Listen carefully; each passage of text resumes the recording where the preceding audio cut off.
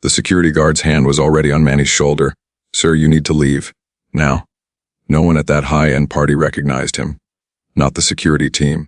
Not the guests in their designer suits. Not even the organizers standing just feet away. All they saw was a quiet man in a simple polo shirt and jeans, looking ordinary. But what happened in the next 60 seconds would change everything. Because the man they were trying to kick out, he wasn't just anyone. He was Manny Pacquiao, 8 Division World Champion national hero, Senator of the Philippines, and he was about to teach an entire room a lesson about respect, humility, and what real power actually looks like. Not with his fists, not with anger, not even with words at first, but with a kind of grace that would leave everyone speechless. The cameras were already recording. Whispers spread through the crowd.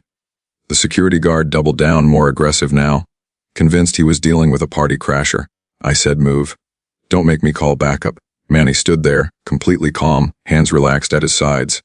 He could have ended this humiliation instantly. One sentence, one name drop, one demand. But instead he did something that would shock everyone watching. He smiled and agreed to leave. "Wait, what?" That's when things took a turn no one saw coming. Have you ever watched someone get completely misjudged, only to flip the entire situation without raising their voice? What happened next went viral for one reason. It wasn't about revenge. It wasn't about ego. It was about showing the world that the strongest person in any room isn't the one demanding respect. It's the one who doesn't need to. Stick with me. Because this story has twists you won't believe. A moment that brought a grown man to tears. And a lesson about power that'll stay with you long after this video ends. Let's go back to the beginning. It was supposed to be a beautiful evening. An exclusive charity gala in Los Angeles, held at one of those venues where everything sparkles. Crystal chandeliers hanging from vaulted ceilings, marble floors polished to perfection floor, to ceiling windows overlooking the city lights. A live jazz band played softly in the corner. Waiters in crisp white jackets glided through the crowd with trays of champagne and gourmet appetizers. The guest list: CEOs, celebrities, philanthropists, people who measured their success in millions and wore it like a second skin. Designer dresses, tailored tuxedos, diamond necklaces catching the light with every turn. Rolex watches, Gucci shoes. The kind of wealth that doesn't whisper. It announces itself the moment you walk through the door. This was their world, and into this world walked Manny Pacquiao, quietly, humbly, almost invisibly. He wore a simple polo shirt, nothing fancy, just clean and comfortable. Worn jeans that had seen better days. Sneakers that looked like he'd walked in them for years. No entourage, no security detail, no red carpet entrance, just him. Because that's who Manny has always been. Outside the ring, away from the cameras, he never wanted the spotlight. He didn't need to prove anything to anyone. He'd been personally invited by David Chen, the foundation director, a man Manny had known for years, someone dedicated to raising money for underprivileged children across Asia and Latin America. It was a cause close to Manny's heart. He'd grown up in that poverty.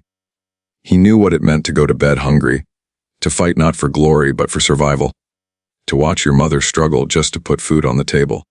So when David called and asked him to attend, Manny didn't hesitate. He walked through the grand entrance, nodding politely to the greeter at the door, taking in the elegance around him without feeling the need to match it. Around him conversations flowed. Laughter echoed off the high ceilings. People posed for photos, networking, making connections, talking about their latest investments and vacation homes. No one looked twice at the man in the polo shirt. Why would they? He didn't look like he belonged. And that's exactly when the security guard stepped in, a tall man, muscular, dressed in the standard black suit and earpiece. Professional, alert, trained to spot anyone who didn't fit the profile in Manny. He definitely didn't fit. The guard moved quickly, positioning himself directly in Manny's path, blocking his way to the main hall. "Excuse me, sir." His tone was firm, polite but with an edge that made it clear this wasn't a request. Manny stopped, looked up at him with calm eyes and smiled gently. "Yes." The guard's expression didn't soften. He scanned Manny from head to toe, the casual shirt, the faded jeans, the simple sneakers, and his jaw tightened. "This is a private event. Invitation only." Manny nodded. "I know. I was invited." The guard didn't blink. "I'm going to need to see your invitation, sir." Around them, the energy shifted just slightly. A few guests nearby noticed the interaction. Heads turned. Conversations paused mid-sentence. Someone whispered, "What's going on over there?" Another guest pulled out their phone, already sensing something worth recording. Manny reached calmly into his pocket, his movements slow and deliberate, no tension in his body. But before he could pull anything out, the guard raised his hand. Actually, sir. He looked Manny up and down one more time, and his expression hardened. I don't think you belong here. The words hung in the air, cold, final, dismissive. And just like that, the tone of the entire evening changed. This is the moment where assumptions become dangerous, where someone's appearance becomes their verdict, where respect is given based on what you wear, not who you are. And Manny Pacquiao, a man who'd fought his way out of poverty, who'd given millions to charity, who'd represented his entire nation on the world stage, was about to be thrown out like a stranger who didn't matter. The question was, how would he respond? Manny's hand stopped halfway to his pocket. He looked at the guard, still calm, still smiling softly. I understand your concern, he said quietly. But I promise you, I was invited by David Chen, the foundation director. If you'd like, we can check with him. The guard's expression didn't change. Sir, I don't need to check with anyone. I can see you're not dressed appropriately for this event. This is a black tea gala for VIP guests and major donors only. He stepped closer, his voice dropping lower but somehow becoming harder. I'm asking you nicely to leave before this becomes a problem. A second security guard appeared, materializing from the crowd like a shadow. He stood beside the first, arms crossed, creating a wall of authority. The message was clear: you're not welcome here. More heads turned now. Conversation stopped completely. The jazz band still played, but no one was listening anymore. All eyes were on the man in the polo shirt being confronted by security. Someone muttered, "Is that guy crashing the party?" A woman in a glittering evening gown leaned toward her companion. How did he even get in here? Another voice, dripping with judgment. Security should have caught him at the door. Phones came out. Multiple phones. Recording from different angles. This was about to become a moment. Manny stood there, surrounded now, feeling the weight of dozens of eyes judging him, sizing him up, dismissing him. He could feel it, that familiar sting of being looked down on, of being treated as less than, simply because of how he appeared. It was a feeling he knew well from childhood. From the streets of General Santos City where he grew up. From the days when people saw a skinny kid and assumed he'd never amount to anything. But he'd learned long ago that anger wouldn't fix this. Pride wouldn't help, so he took a slow breath and spoke again, even softer than before. I don't want any trouble. Really. Just let me speak with David for one moment, and this will all be cleared up. The first guard shook his head. I'm not disturbing Mr. Chen for this. You need to leave. Now. He reached out and put his hand on Manny's shoulder, not violent but firm, directing, pushing slightly toward the exit. The crowd gasped. Someone whispered, "Oh my God, he's actually throwing him out." Another voicey, "This is so embarrassing." But they weren't talking about the guard. They were talking about Manny. The second guard moved to Manny's other side, flanking him, making it clear that this wasn't a negotiation anymore. Sir, let's not make a scene, the first guard said, his tone now edged with impatience. Walk out with us voluntarily, or we'll have to escort you out. Your choice. Manny's smile faded, just slightly, not from anger, not from fear, from sadness. Because in that moment, he realized something painful. These men weren't bad people. They were just doing their job, and their job was to keep out anyone who didn't look like they belonged. It was the system. The assumptions. The invisible rules that said wealth equals worth, and appearance equals value. He could have fought back with words, could have said his name, could have demanded they recognize who he was. But what would that prove? That he deserved respect only because he was famous. That dignity only mattered if you had a title. No, Manny Pacquiao had spent his entire life proving that every person, no matter how poor, how overlooked, how underestimated, deserves respect. And he wasn't about to betray that principle now, even to save himself from embarrassment. So instead, he did something that shocked everyone watching. He nodded slowly. Okay, he said quietly. I'll wait outside while you check. He turned toward the exit, and that's when everything changed. If you were in that crowd, watching this happen, would you have said something? Or would you have stayed silent like everyone else? Manny took his first step toward the door. The security guards walked on either side of him, hands hovering near his arms, ready to grab if he resisted. The crowd watched in silence. Some looked uncomfortable. Others looked satisfied, as if order was being restored. No one moved to help, and Manny, he felt no anger, No bitterness, just a quiet sadness, because this moment reminded him of something important. Humility isn't about accepting disrespect. It's about choosing dignity over defense. It's about knowing your worth even when the world refuses to see it. He could have destroyed these guards with a single sentence. Do you know who I am? 5 words. That's all it would take. 5 words, and their faces would drain of color. 5 words, and apologies would flood out. 5 words, and he'd be escorted into the party with embarrassed bows and stumbling excuses. But Manny had learned something powerful over the years. Real strength isn't about proving you're important. Real strength is having nothing to prove at all. So he walked. Head up, shoulders relaxed, breathing steady. The guards guided him past the champagne tables, past the clusters of guests whispering and recording, past the grand staircase leading to the main ballroom, almost at a few more steps. And then, W-A-I-T, a voice cut through the room like a thunderclap. No, stop! Everyone froze. A man in a sharp black suit was pushing through the crowd, moving fast, eyes wide with panic and disbelief. It was David Chen, the foundation director. The man who had personally invited Manny to this event. He'd been upstairs greeting major donors when someone showed him a video on their phone. A video of security removing someone from the party, someone in a polo shirt and jeans. Someone who looked exactly like Manny. David broke through the final cluster of guests and stopped dead, staring at the scene in front of him. Manny Pacquiao, flanked by 2 security guards, being escorted out. His face went from confusion to horror in half a second. He spun toward the guards, his voice sharp and incredulous. What are you doing? Do you have an idea who this is? The first guard blinked, suddenly uncertain. Sir, I was just following protocol. This man wasn't properly dressed for. This man, David's voice cracked with disbelief, is Manny Pacquiao. Silence, complete suffocating silence. David said it again louder, making sure every single person in that room heard. 8-division world champion, boxing legend, senator of the Philippines, and one of the BGS donors to this foundation. You could have heard a pin drop. Faces around the room shifted from curiosity to shock. Phones that had been recording now zoomed in closer. Whispers erupted like wildfire. Wait. Tas Manny Pacquiao. Oh my God. I thought he was just some random guy. The first security guard's face drained of all color.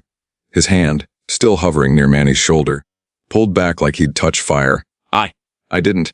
Sir, I'm so sorry, I didn't recognize. The second guard stood frozen, his confidence evaporating into pure mortification. David stepped forward, his face flushed with embarrassment and anger, not at Manny, but at the situation. Manny, I am so incredibly sorry. This is completely unacceptable. I don't even know how to, but before he could finish, Manny raised his hand gently, calm, steady, no anger in his eyes, just that same soft smile. It's okay, David. David's mouth opened, but no words came out. It's okay, Manny repeated, this time looking directly at the security guard, whose hand had been on his shoulder moments ago. The guard looked like he wanted the floor to swallow him whole. And what Manny did next would prove exactly why millions of people around the world don't just respect him, they love him. This is the moment where power reveals itself. Not through revenge, not through humiliation, but through grace under pressure. And what came next would leave that entire room speechless. Manny turned fully toward the security guard. The man stood there, trembling slightly, eyes down, unable to meet Manny's gaze. Around them, the entire room held its breath. This was the moment everyone expected: the explosion. The righteous anger, the public humiliation that the guard absolutely deserved. After all, he'd judged Manny, disrespected him, put his hands on him, tried to throw him out like garbage in front of hundreds of people. The cameras were rolling. The crowd was watching. This was Manny's chance to make an example of him, but instead Manny stepped closer, and he spoke softly. What's your name? The guard's throat worked, struggling to form words. Marcus, sir. Marcus. Manny nodded slowly. You were doing your job, weren't you? Marcus looked up, confused, waiting for the trap he was certain was coming. Yes, sir. But I should have. You were protecting this event. Manny continued, his voice gentle but clear enough for everyone to hear. You saw someone who didn't look like they fit, and you acted. That's what you're trained to do. Marcus's eyes filled with tears. Sir, I'm so sorry. I didn't know who you were. I should have asked. I should have checked. I just assumed. Manny raised his hand, stopping him. You didn't know. That's okay. He let those words sit in the air for a moment. Then he said something that would be quoted millions of times over the next few days. You don't need to apologize for not knowing who I am. But maybe next time, don't assume someone doesn't belong just because of how they're dressed. The words landed like a gentle punch. No anger. No cruelty. Just truth. Marcus nodded, tears streaming down his face, now unable to speak. David stepped forward again, still mortified. Manny, please, let me make this right. I'll have a word with the security company. This should never have. But Manny placed a hand on Marcus's shoulder. The same shoulder where Marcus's hand had been just moments ago. Marcus, you're not a bad person. You were doing what you thought was right? I respect that. He squeezed gently. Don't feel bad, brother, okay? Marcus broke, not from shame, not from fear, from grace he didn't deserve and never expected. He covered his face with his hands, shoulders shaking. Manny stood with him for a moment, then turned to the crowd. Hundreds of eyes. Dozens of phones still recording. He could see the shock on their faces. The discomfort. The guilt of those who had whispered judgments, who had assumed, who had stayed silent. And Manny said something that made half the room look away in shame. This man was trying to protect something valuable tonight. That's honorable. Let's not forget that. Let's not punish someone for doing their job just because they didn't recognize a face. He paused, letting it sink in. Because if we only give respect to people we recognize, then we've missed the whole point of what respect actually means. Silence. Complete, heavy silence. Then Manny smiled at David. Now can we get started? I didn't come here to make a scene. I came here for the kids. David nodded quickly, still processing what he'd just witnessed. Of course, of course. Please, right this way. Manny walked past Marcus, past the second security guard who stood frozen in disbelief, past the guests who parted like water. And as he walked toward the main ballroom, something incredible happened. Applause. It started slow, one person clapping, then 2, then 10. Within seconds, the entire room was applauding. Not for Manny's fame, not for his championships, but for his character. Marcus stood at the entrance, watching Manny disappear into the crowd, his face still wet with tears. He'd been ready to be destroyed. Instead, he'd been forgiven. And the night was just getting started. True power isn't crushing someone when you have the right. True power is lifting them up when you have every reason not to. But what Manny did 20 minutes later, that's what made this story go viral worldwide. 20 minutes passed. The gala continued. Guests mingled, the jazz band played, waiters served dinner at elegantly decorated tables. But something had shifted in the room. People weren't just networking anymore. They were talking about what they'd witnessed. About Manny. About Marcus. About how easily they'd all made the same assumptions. Some felt guilty. Others felt inspired. And everyone kept glancing toward the table where Manny sat, eating quietly, laughing with David about old times, completely unbothered by what had happened. Then the speeches began. David took the stage, welcomed everyone, thanked the major donors, and spoke passionately about the Foundation's mission, bringing education, food, and medical care to children living in extreme poverty across Asia and Latin America. The crowd applauded politely. Then David's expression changed, became more personal. Tonight, we have someone very special with us, someone who knows exactly what these children are going through, because he lived it himself. Heads turned. Someone who fought his way out of poverty, literally, and never forgot where he came from. Manny shifted slightly in his seat, humble as always. Please welcome to the stage Senator Manny Pacquiao. The room erupted in applause, real applause this time, not polite formality. Manny stood, walked to the stage with that familiar quiet grace, and took the microphone. He spoke about his childhood, about going days without food, about selling bread on street corners just to survive, about watching his mother cry because she couldn't feed her children. His voice was soft, but every word carried weight. I didn't fight because I loved boxing, he said. I fought because I had no choice. And every time I step in that ring, I'm still fighting, not for myself anymore, but for every kid who feels invisible, for every family struggling, for every person the world has written off. The room was completely silent now. People weren't just listening, they were feeling it. Then Manny paused, and he did something absolutely no one expected. There's someone else I'd like to bring up here. He looked toward the entrance. Marcus, can you come up here for a moment? Gasps rippled through the crowd.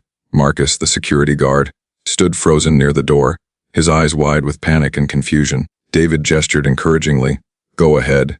Slowly, reluctantly, Marcus walked through the crowd. Every step felt like a mile. Hundreds of eyes followed him. He climbed the stairs to the stage terrified, having no idea what was about to happen. Manny put his arm around Marcus's shoulders. This man, Manny said into the microphone, did his job tonight.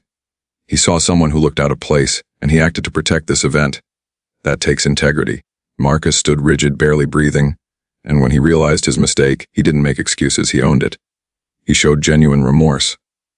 Manny looked directly at Marcus, then back to the crowd. That's the kind of character we should be celebrating. Not perfection, but humility, honesty. The courage to admit when we're wrong. He paused for effect. So tonight, I want to personally donate $10,000 in Marcus's name to this foundation. The room exploded. Applause thundered. People stood. Cameras flashed. Marcus's knees nearly buckled. He turned to Manny, tears streaming down his face again, unable to speak. Manny smiled and pulled him into a hug. You're a good man, Marcus. Don't forget that.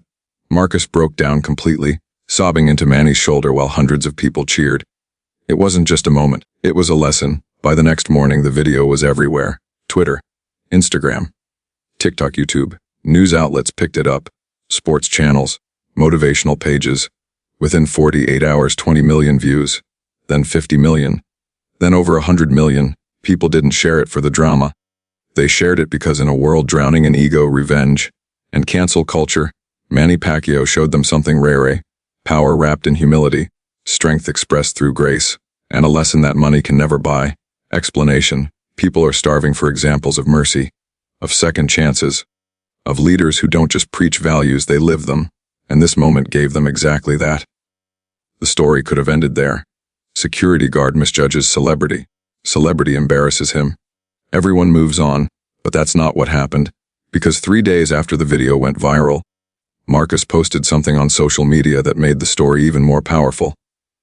He shared a photo of himself with Manny from that night, both smiling, arms around each other's shoulders, and he wrote, I judged a man by his clothes and almost threw out one of the greatest human beings I've ever met. Manny Pacquiao had every right to humiliate me. Instead, he showed me grace I didn't deserve. He turned the worst moment of my life into the most important lesson I'll ever learn. I'll never forget it. The post got millions of likes, thousands of comments from people sharing their own stories of being judged, being dismissed, being underestimated. But here's what made it truly special. Marcus didn't just learn a lesson. He changed. He started volunteering with the foundation. He began mentoring young people in his community about respect and assumptions. He became an advocate for treating everyone with dignity, regardless of how they look. One moment of grace created a ripple effect that touched thousands of lives. And Manny, he never spoke publicly about it again. No interviews bragging about what he did. No social media posts milking the moment. No book deals or motivational speeches cashing in on his kindness. Because that's not who he is. He'd already moved on to the next fight, the next person who needed help. That's the difference between people who perform kindness for cameras and people who simply live it. So what's the real lesson here? It's not just about humility. It's not just about forgiveness. It's about understanding that every single person you meet is carrying a story you know nothing about. That security guard, he was working 2 jobs to support his family. He was doing his best with the training he had. He made a mistake, yes, but he wasn't a bad person. The guests who whispered and judged, they were products of a world that taught them to value appearance over character. They weren't evil, they were conditioned. And Manny, he could have used his power to crush. Instead, he used it to lift, because real strength isn't about dominance. Real strength is knowing you could destroy someone, and choosing not to. Real strength is having every right to be angry, and choosing grace instead. Real strength is being recognized as a champion in the ring, but choosing to be remembered as a champion outside of it. That night at the gala, Manny Pacquiao didn't just turn the tables on a security guard. He turned the tables on an entire culture of judgment, assumption, and ego. He reminded everyone watching that your worth isn't determined by designer clothes or VIP status, or how much money you have in the bank. Your worth is determined by how you treat people when you have nothing to gain from it, by how you respond when you've been wronged, by whether you use your power to punish or to heal. Marcus learned that lesson. The crowd learned that lesson, and millions of people around the world learned it too. Because sometimes, The most powerful thing a champion can do isn't throwing a knockout punch. It's extending a hand to someone who deserves it least and needs it most. We've got more incredible stories like this coming your way, stories about real people showing real character in moments that matter. Drop a comment and let us know. Which part of this story hit you the hardest? Was it when Manny chose to leave quietly? When he forgave Marcus publicly? Or that final moment when he donated in his name? Your feedback helps us create even better content that actually means something. And if this story changed how you think about respect, judgment, or forgiveness, share it with someone who needs to hear it. Because lessons like this, they're too important to keep to ourselves. Thanks for watching. We'll see you in the next one. The strongest person in the room is never the loudest. It's the one who doesn't need to prove anything at all.